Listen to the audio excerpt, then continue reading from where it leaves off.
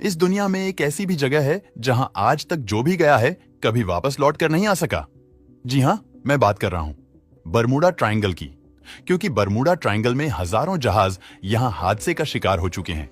2019 के अंत तक यहां करीब 2000 जहाज और 200 से ज्यादा एयरक्राफ्ट लापता हो चुके हैं, जिनमें से केवल कुछ एक को छोड़कर न तो आज तक किसी जहाज का मलबा मिला है और न ही उनके अंदर मौजूद किसी इंसान का कोई अवशेष। ये बात बड़ी हैरान करने वाली है कि आज के समय में जब हमारे पास टेक्नोलॉजी इतनी विकसित हो चुकी है कि हम यही बैठे बैठे यहां से लाखों प्रकाश वर्ष दूर किसी ग्रह पर मौजूद सूक्ष्म से सूक्ष्म जीवन को भी देख लेते हैं, तब भी आज तक हम इस छोटे से एरिया में लापता हुए किसी भी जहाज को नहीं तलाश पाए, क्योंकि शायद वो यहां थे ही नहीं।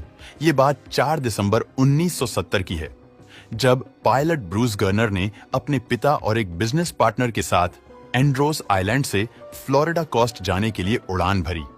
उस समय ये एरिया बरमूडा ट्रायंगल के अंदर नहीं आता था और ब्रूस के लिए ये कोई नई उड़ान भी नहीं थी, क्योंकि वो पहले भी इस रूट पर कई बार आ चुके थे। इसलिए ब्रूस बेफिक्र होकर इस रास्ते पर आगे बढ़ रहे थे। लेकिन शायद इस बार की उड़ान उनकी लाइफ की सबसे खतरनाक उड़ान होने वाली थी। जैसे ही ब्रूस ने उड़ान भरी तो कुछ अजीब होना शुरू हो गया। करीब 1000 फीट की ऊंचाई पर पहुंचते ही ब्रूस को अपने सामने काले बादलों का एक छोटा सा झुंड दिखाई दिया।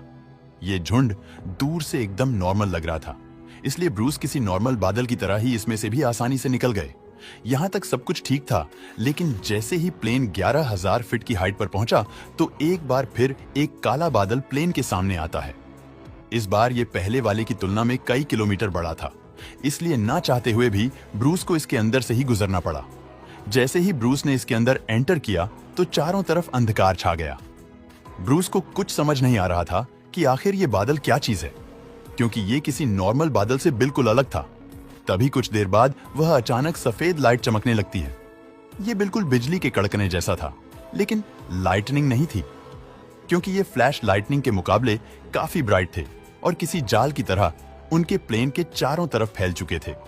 अगले 30 मिनट तक ब्रूस इसी बादल में उड़ान भरते रहे।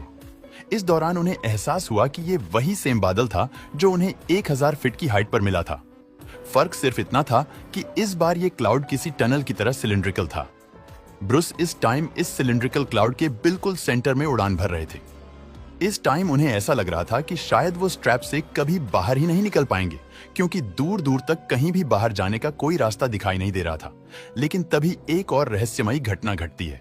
ब्रूस को अचानक अपने सामने से लाइट आती हुई दिखाई देती है, जो संभवतः इस रहस्यमयी टनल